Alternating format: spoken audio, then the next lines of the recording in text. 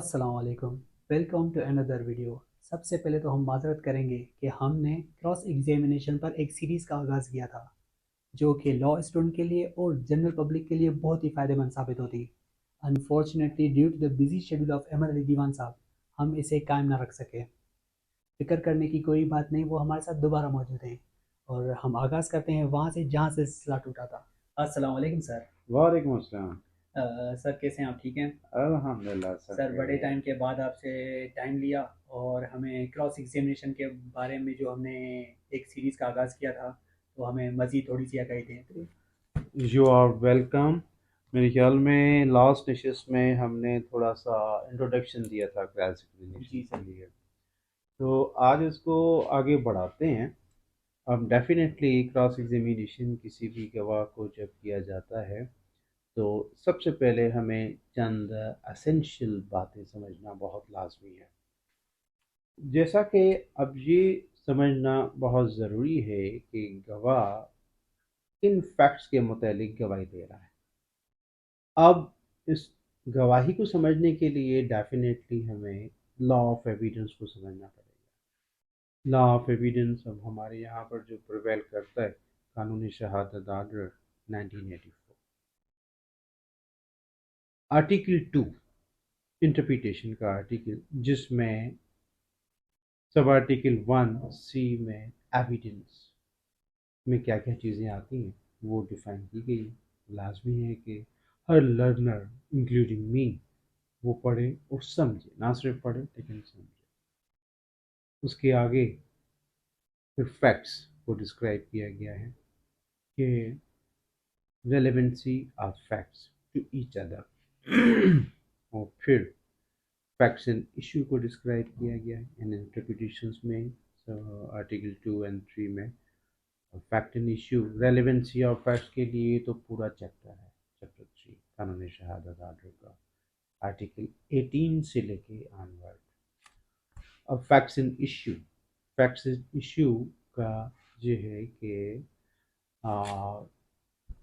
کسی بھی واقعے کے متعلق جب کسی پہ الزام لگایا جائے، میں پرٹیکولرلی کرمنل پروسیڈنگس کی بات کر رہا ہوں، الزام لگایا جائے تو پھر اس میں اس الزام کو ثابت کرنے کے لیے گواہی دی جاتی ہے۔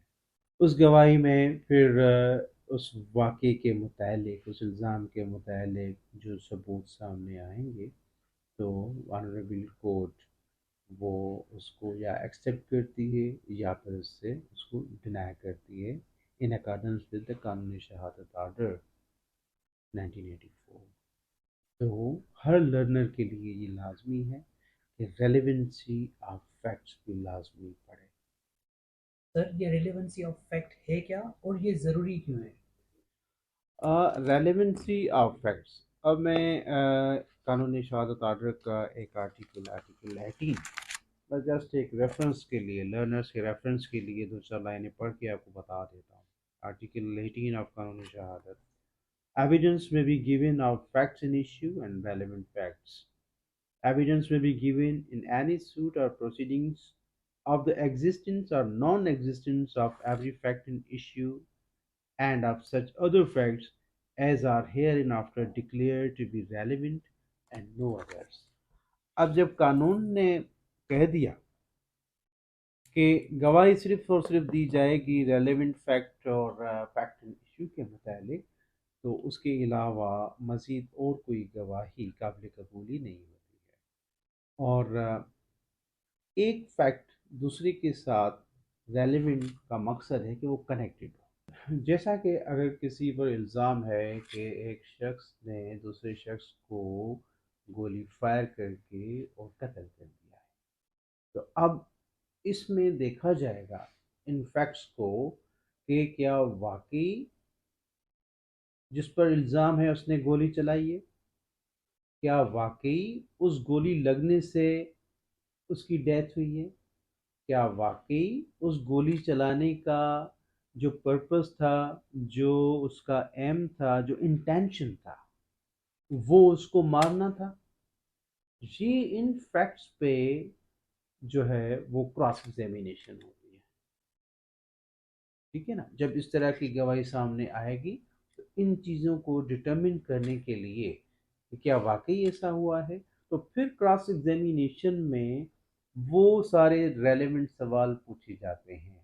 अब जब कुछ उन सवालात का, हर सवाल का एक मकसद होता है, फिर उसमें अगर कोई शक व शुबा सामने आ जाते हैं तो फिर उस फैक्ट को कोर्ट डिनाई करती है। तो सिर्फ और सिर्फ किसी का कह लेना ये काफ़ी नहीं होता, किसी का इल्ज़ाम लगा देना काफ़ी नहीं होता, लेकिन जिस मैनर में वो इल्ज़ाम लगा रहा है वो उस मैनर में उसकी डेथ हुई है, नहीं हुई है, क्या हकायक हैं, तो ये क्रॉस एग्जामिनेशन के ज़रिए सामने लाए जाते हैं। तो इस तरह से अब आज की नशिस्त को हम यहाँ पर ही क्लोज करते हैं कि ये नट शेल में थोड़ा सा मैंने हर लर्नर को इंक्लूडिंग मी, क्योंकि I am still student of law, तो ये एक समझ लें कि शुरुआत इस तरह से कर लेते हैं। ठीक है, मज़ीद रेलेवेंसी ऑफ फैक्ट्स पे कि कौन कौन से फैक्ट्स हैं, वो किस तरह से कौन से आर्टिकल्स उसका एक दूसरे के साथ कनेक्शन बता रहे हैं, ये नेक्स्ट एनालिसिस में इंशाल्लाह हम आपसे गुफ्तगू करेंगे। Okay, thank you.